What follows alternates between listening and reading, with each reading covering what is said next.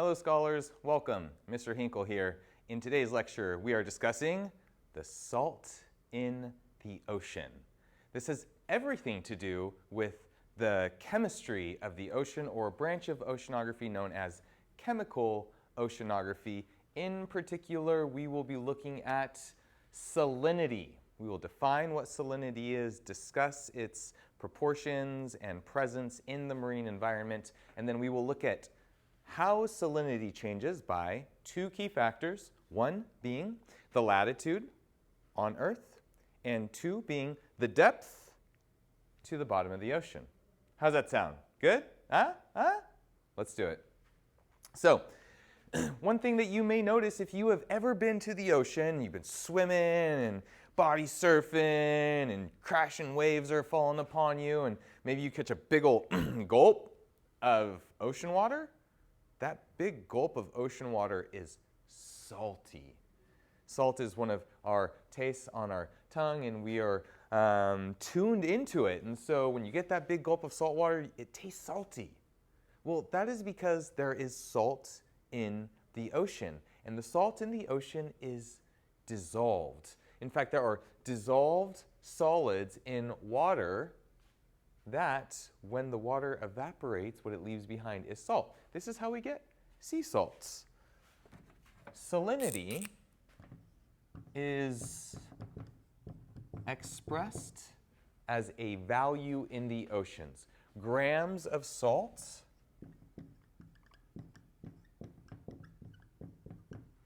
per kilogram. This is also known as a part per thousand. And the average salinity, if you take the salinity of the entire ocean, and we know this due to really fancy technology, the Aquarius satellite, is around 35 parts per thousand. Or if you were to put that into a percentage, we would say that is about 3.5%. 3.5% of the ocean is salty. Or if you took the ocean and took all of the salts out, it would account for about 3.5% of the total concentration in the ocean. That is amazing. So salt is like table salts, right? It's a mineral, NaCl, for the mineral halite, but salts in the oceans are any substance or compound where you have a positively charged cation bonded to a negatively charged anion. And these cations and anions can be different types of elements. NaCl, this is our common table salt, sodium chloride. And sodium and chloride account for, respectively, 55% and 30% of all of the ions in the ocean, of that 3.5% salinity. Going down, we've got sulfates, magnesium, calcium, potassium. There are 6 ions, and an ion is an atom or molecule with a net electrical charge that form 99.36% of the salinity in the oceans.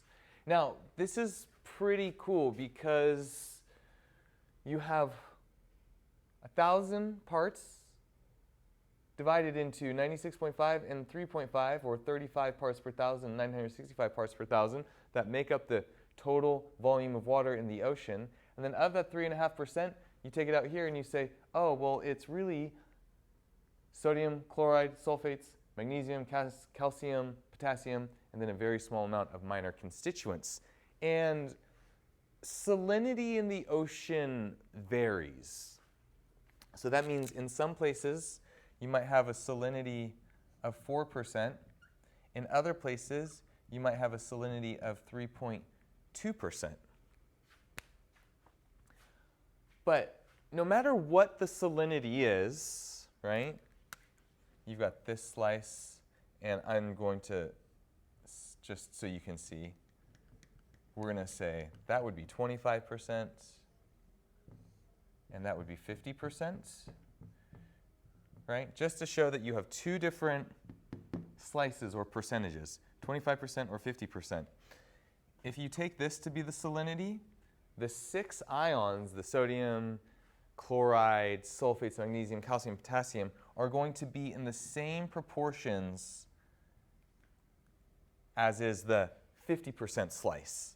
Same proportions, 55% sodium, 30%, here they are. Sorry, 55% chloride, 30% sodium. So this is called the rule of constant proportions. The relative proportions of your big 6 conservative ions stays the same whether it's 50%, 25%, 4%, 3.2%, or 3.5%. This gives us an average salinity that no matter what the local conditions are, always remains the same. That's pretty cool. Okay, back to here. So residence time is the amount that a substance exists within a reservoir being a space that holds that substance. So you think about it like a reservoir behind a dam that holds water. The amount of time water stays in the reservoir behind the dam is the residence time.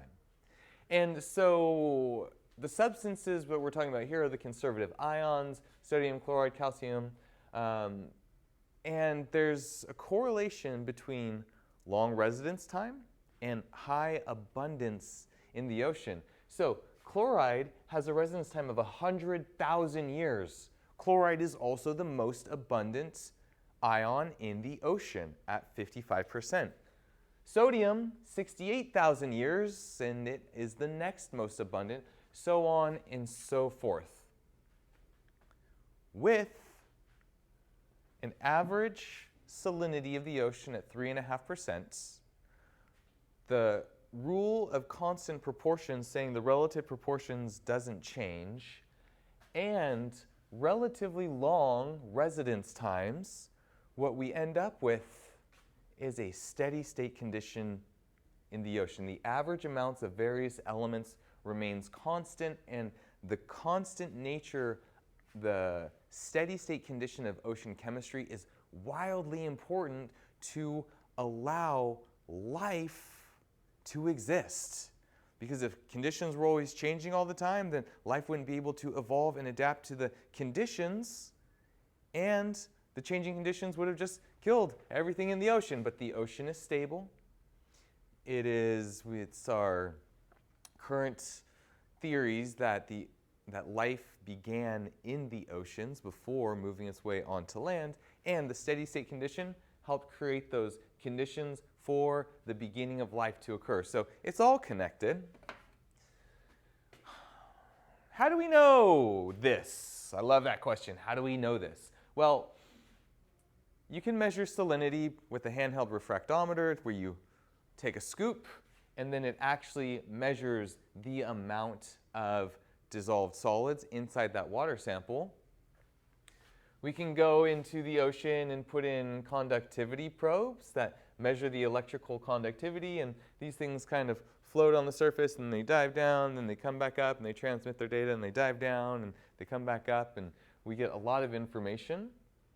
We also have satellites. The Aquarius satellite is taking information from sea surface data, and it is calibrating with the actual instrumentation that is in the ocean to give us a view of what salinity looks like on a global view. And if we look at it here, there are trends that we see from overhead.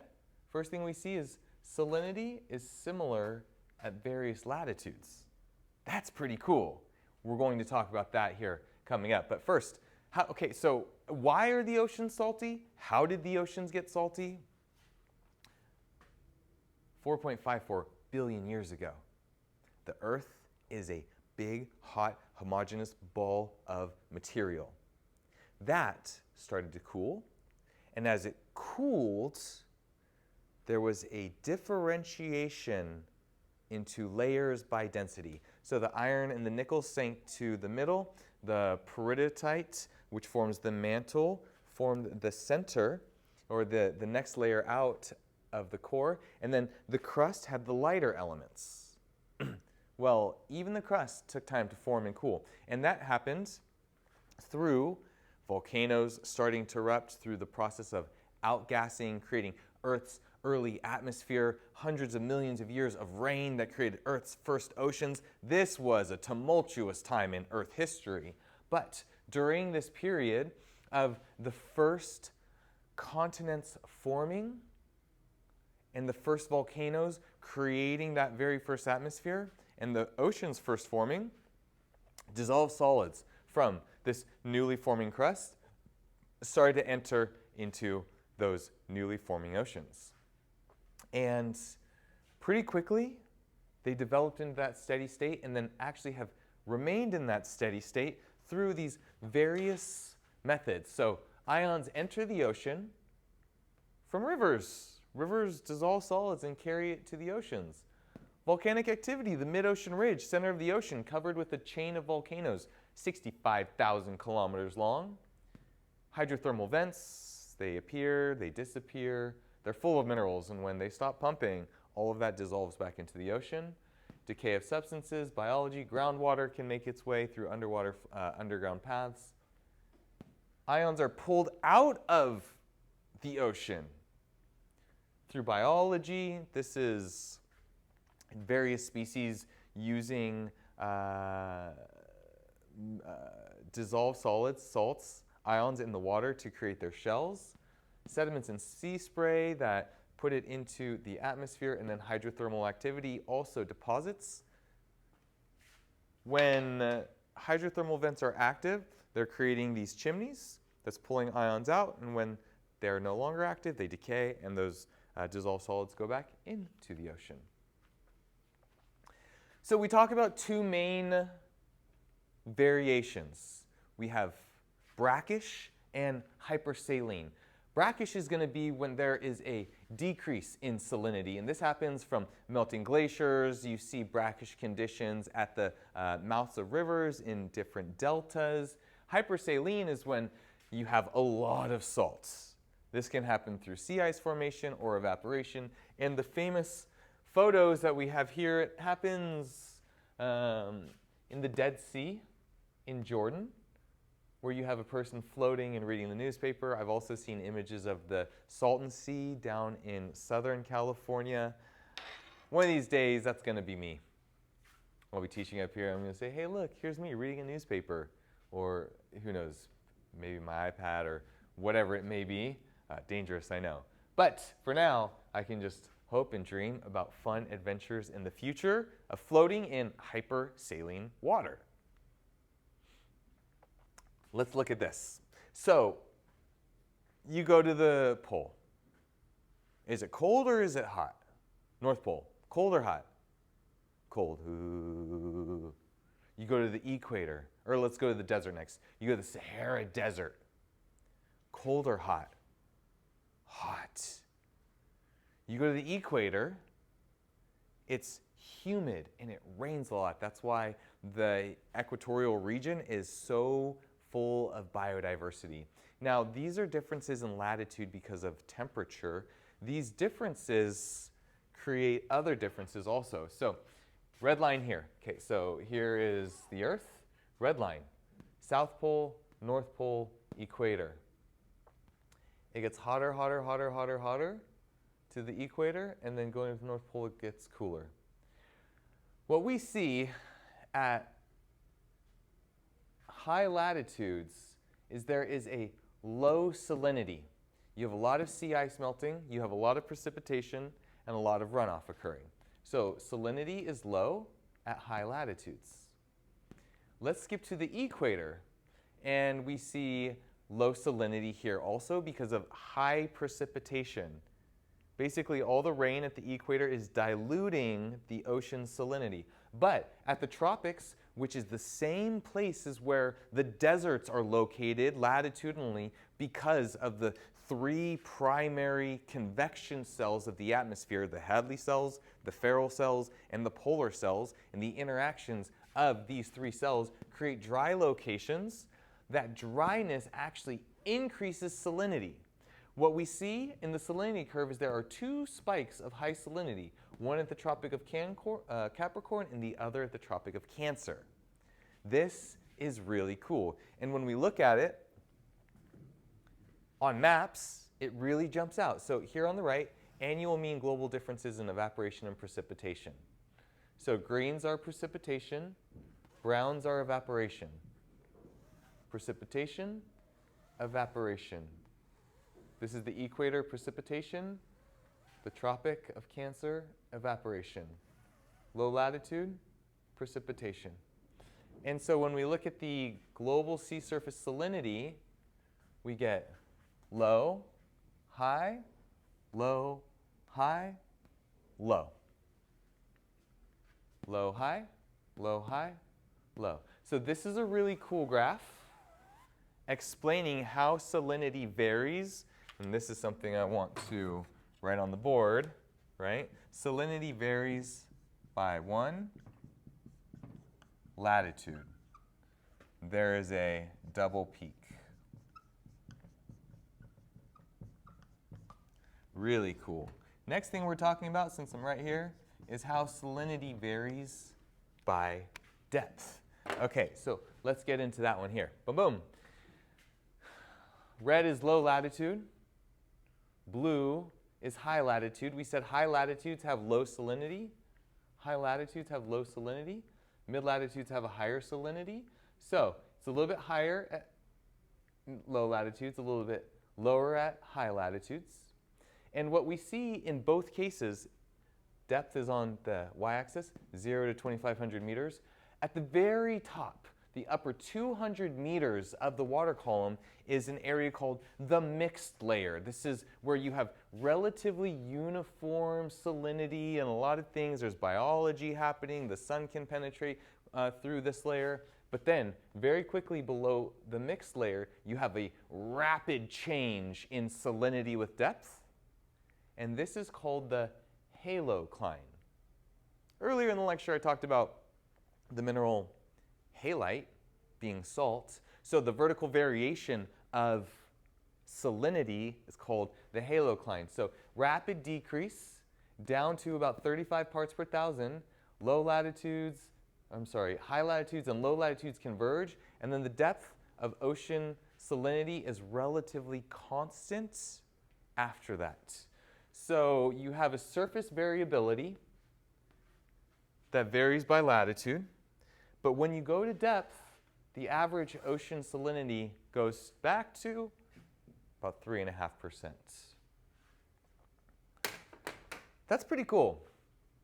The oceans are salty, on average about 3.5%. The upper 200 meters, which the average depth of the oceans is 12,500 meters, so a very thin layer on top, has latitudinal variation, but the vertical variation is relatively constant, giving us the average salinity that no matter what it is or where it is, we will have 6 major ions that are conservative, and the relative proportions of them remains the same no matter where it is in the oceans. Salinity is wildly important, and so is this steady state condition in understanding ocean chemistry and the biological processes that are occurring in the oceans. So thank you so much, and I can't wait to see you again.